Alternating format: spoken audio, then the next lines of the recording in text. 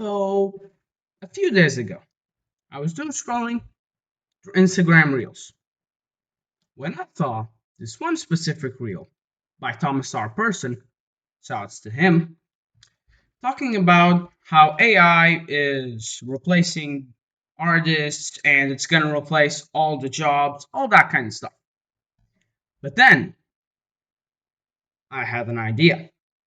What if instead of replacing artists, AI replaced gaming developers? So that's what we'll be going over today. Today, ladies and gentlemen, we will see how capable ChatGPT is of making a Five Nights at Freddy's game. So let's get into it. So we'll start by creating a new chat, and asking it one simple question. Chat, do you know the FNAF lore? Boom. Yes, I do indeed know the Five Nights at Freddy's lore. It's pretty deep, with a lot of mysteries, hidden minigames, and retcons over the years. The basic, alright, we don't need. I also know. No, I do not need a chronological breakdown of the FNAF story. So now, what we will do is ask him another question. Okay, so according to the current story line and lore of the game, can you give me a suggestion for what should be the next FNAF game? Let's go. Got it. You want a new FNAF game. A new FNAF game idea that fits the current lore direction. Right now, with Security Breach and Ruin, the story has shifted away from the 1980s restaurants and Afton's personal crimes into the rise of the Mimic, an AI animatronic that copies behavior and may be tied to the glitch trap virus. Yeah, I know all of that. Cassie, Ruin DLC, a new protagonist uncovering the secrets beneath the Pizzaflex. Yeah, I assume everyone that knows Five Nights at Freddy's knows about this. Gregory and Vanessa, still major players. With their ties to Glitchtrap and the Fazbear Entertainment's shady tech, Fazbear Entertainment itself. More corporate horror, covering up disasters while experimenting with dangerous AI animatronics. Just like us. FNAF system override concept. Setting: a secret underground Fazbear tech testing facility where the Mimic AI is being used in security systems, robots, and new animatronics. Protagonist: a Fazbear Entertainment IT security contractor who's hired to reset and debug the corrupted AI system. This lets you interact with cameras, terminals, drones, and animatronics. Gameplay: instead of just surviving, you're tasked with reprogramming the AI and balancing risk. The Mimic can infect your systems, forcing you to choose between shutting things down, which might trap you in the dark, or keeping them running, risking animatronics of finding you. Choices affect which animatronics hunt you and how the story unfolds. Lore expansion reveals more about the mimic's origin and its connection to Glitchtrap. Shows you how Fazbear is using AI to revive old animatronics like Freddy, Bonnie, etc. But each is unstable because of lingering spirit/virus corruption. Ends with a cliffhanger hinting that the mimic is evolving beyond Fazbear's control. Okay, pretty good. Not gonna lie, I was expecting a lot less. One major issue, the next game. I mean, we all want to know what the hell happened to Cassie. And like the mimic escaped and like the Pisaflex is destroyed. So how the hell is the mimic like there? I mean, it could be a prequel. Good. And honestly, I think that's what chat's going for. But like this part reveals more about Mimic's origin parts has kind of already been done with Secret of the Mimic, the latest installment. So those are the major plot holes I see. Honestly, pretty good. I like the fact that like your choices affect which animatronics and like how the story unfolds. Pretty good, pretty good. I'll give that to chat. Was not expecting. All right, let's see what he has for us next. This would keep the story moving forward post-ruin. What do you mean post-ruin? This makes no sense if it happens after ruin. What? Okay, I'll have to take a few points out of that because if it happens after ruin, it makes no sense, and I've already gone over that. So yeah, we're gonna keep. Okay. Um, this would keep the story moving post-ruin, tie in the AI virus teams, and expand the gameplay beyond just hiding and running. Okay, pretty good. Do you want me to draft 3 different possible next game concepts? One horror focused, one lore heavy, and one experimental fresh so you can uh, so you can mouth so you can see which direction feels most exciting. No, thank you. No. No, no, no. I think we're done. I just want one more game. Don't want any others. Although, 3 possible endings would be kind of interesting to see what he comes up with. Alright, let's ask him. Okay, chat. You did a pretty okay job. Now, I would like you to propose 3 possible endings to the game. I want you to mention which one is canon. Cool. Okay.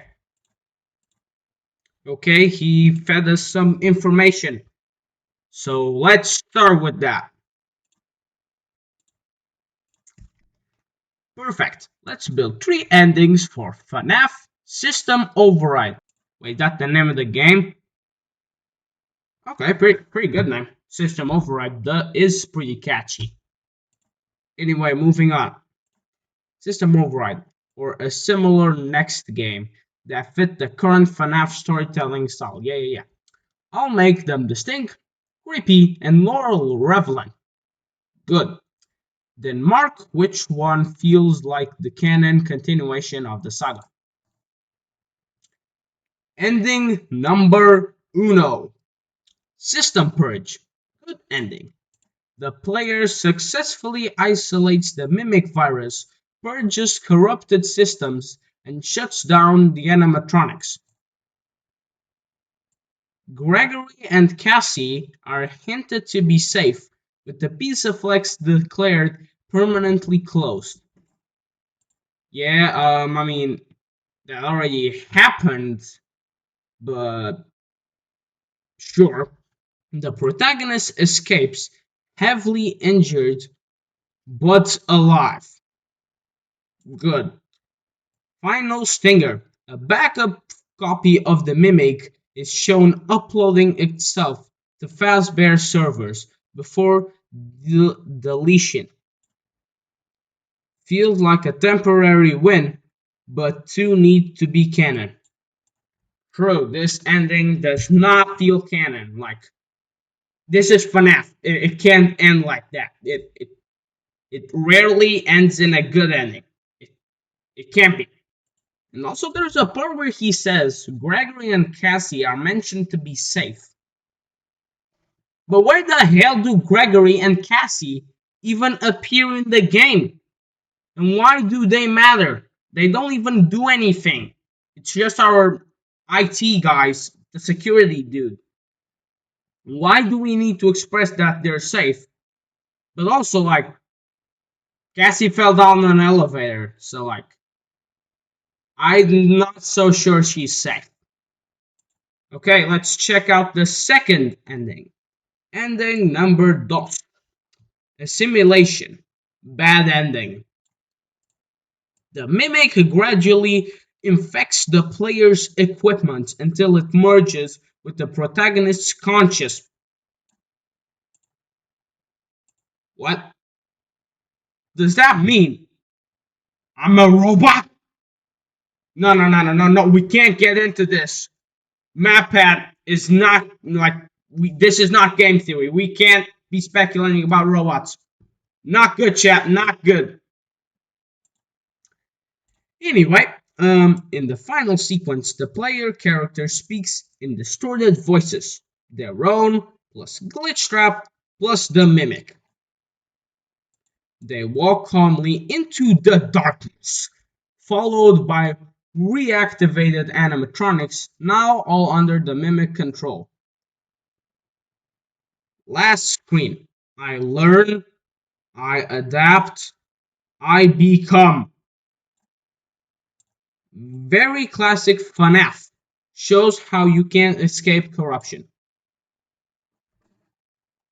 Okay, this is a good ending. I like that end screen. That's really creepy.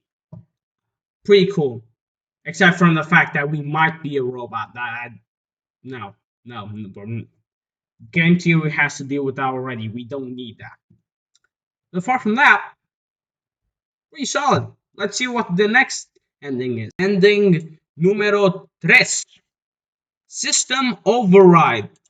True/canon ending. Okay. The player discovers the mimic wasn't created by Fazbear, but discovered and weaponized. Deep underground, you find a containment chamber where the original mimic prototype was sealed decades ago. Fazbear exploited it to create Glitchtrap and the Pizzaflex AI systems. During the final confrontation, the mimic takes full form, not just an animatronic, but a shifting AI-driven monster, blending code, metal, and human traits. The protagonist God damn it, my rat. The protagonist manages to trap it in the Fazbear network, but this links every Fazbear system worldwide: restaurants, attractions, VR games, AR apps, to the mimic. The last shot: a child in their bedroom playing FNAF AR game. Their screen flickers to show the mimic's eyes. This ties together Glitch Trap, Security Breach Ruin, and the books, showing the mimic has a mouse. The mimic has a next level threat. This would be the canon ending. Okay. Pretty solid. Although we kind of already know that FNAF, like that Fazbear, hasn't created the mimic. From the late installment, we know it's Edwin. Sorry. But apart from that, pretty cool. I like the ending. I mean, it's okay. Although I do prefer the bad ending. The bad ending is pretty cool. Let's see what he got. What does he have for us next? Do you want me to also sketch out how each ending would affect future games, like possible sequels branching from these outcomes? No. I already said we just want one game. Although I do want him to make one poster just to see what his image of the game is. So let's do that. No thanks. I would like you to make a poster for the game. Alright, he's done it. Holy crap, what the hell is that? FNAF System Override. Okay. I think he went a little too overboard with the face. That seems really scary, but I mean FNAF's a horror game, so it ties in. And I think it really ties into what the game's about. Although wait a second. He's missing an arm. He's missing a freaking arm. Yeah, what is this? What is this? Unacceptable. This is your mistake. No. Então, eu meio que vou ter que fazer uma pequena explicação. Então, eu perdi esta última parte do vídeo. Então, em vez disso, eu decidi dar um grande obrigado a todos os meus subscritos. Quando eu comecei a gravar este vídeo, eu tinha 0 subscritos. Nada. Agora, nós estamos a 17 subscritos. Isso é um aumento. Não parece muito grande, mas para mim, enorme. Por isso, eu só queria ter o tempo para vos dar um grande obrigado. Do fundo do meu coração.